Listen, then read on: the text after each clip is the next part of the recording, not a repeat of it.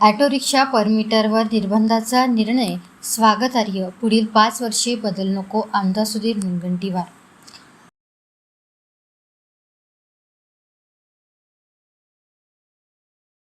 राज्यातील 5 लाखांपेक्षा जास्त लोकसंख्या असलेल्या महानगरपालिका क्षेत्रात ऑटो रिक्षा परमिटरच्या संख्येवर निर्बंध घालण्याचा राज्य शासनाचा निर्णय स्वागतार्ह असून या निर्णयात पुढील किमान 5 वर्षे कोणताही बदल करू नये अशी ठाम मागणी आमदार सुधीर मुनगंटीवार यांनी आज विधानसभेत केली.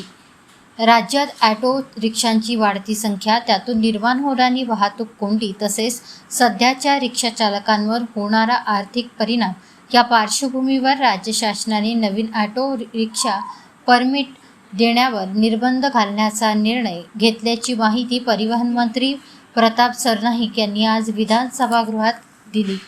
केंद्रीय रस्ते वाहतूक व महामार्ग मंत्रालयाच्या मार्गदर्शक सूचनांवर तसेच प्राप्त अभिप्रायांच्या आधारे हा निर्णय घेण्यात आल्याचे त्यांनी स्पष्ट केले.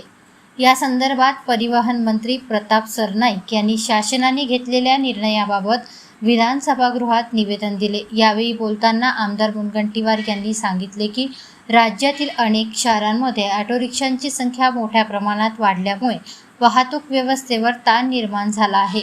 यामुळे रिक्षाचालकांमध्ये स्पर्धा वाढून त्यांच्या उत्पन्नावरही परिणाम होत आहे. या समस्याकडे शासनाचे लक्ष वेधण्याचे काम आपण सातत्याने केले असल्याचे त्यांनी नमूद केले.